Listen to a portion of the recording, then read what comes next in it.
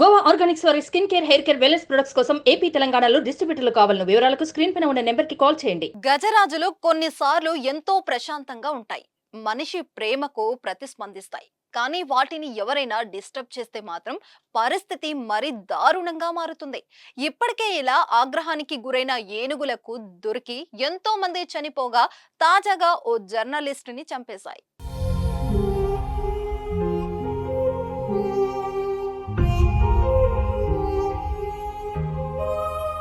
కేరళలోని పాల్క్వాడలో ఓ channel cameraman గా పనిచేస్తున్న 34 ఏళ్ల ముఖేష్ మే 8వ తేదీన ఏనుగుల గుంపు షూట్ చేయడానికి వెళ్లారు. కొట్టెక్వాడ్ గ్రామంలో అడవి ఏనుగుల గుంపును ఫోటో తీస్తుండగా అవి ఒక్కసారిగా ఎదురు తిరిగాయి. ఈ క్రమంలో అతను కాలు జారి పడిపోయాడు. ఇది చూసి రెచ్చిపోయిన ఏనుగు అతడిపై దాడి చేసింది.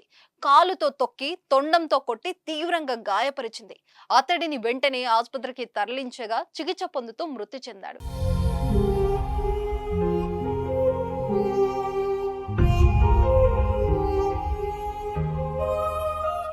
మలపురానికి చెందిన ముఖేష్ ఢిల్లీలో చాలా కాలం పనిచేశారు. ముఖేష్ ఫోటోగ్రఫీతో పాటు మాతృభూమి వెబ్సైట్ లో అతి జీవనం పేరుతో బాగా ఇష్టపడే కాలమన్ ఆర్టికల్స్ రాసేవారు. ఈ మధ్యనే కేరళకు తిరిగొచ్చి కెమెరామాన్ గా చేరాడు. సమాజం నిర్లక్ష్యానికి గురైన వారి బాధలను వెలికి తీయడానికి ఎక్కువగా కృషి చేసేవారు. మాతృభూమి కాంలో పరిచితమైన ఆయన 110 అతి జీవన కథలే ఇందుకు నిదర్శనం. ప్రజల బాధలను ముఖేష్ చాలా ప్రభావవంతంగా చెప్పగలిగేవారు. ముఖేష్ మరణంతో అతడి కుటుంబంలో తీవ్ర విషాద ఛాయలు అలుముకున్నాయి. ఆయన మృతికి ముఖ్యమంత్రి పినరై విజయన్ సంతాపం తెలిపారు.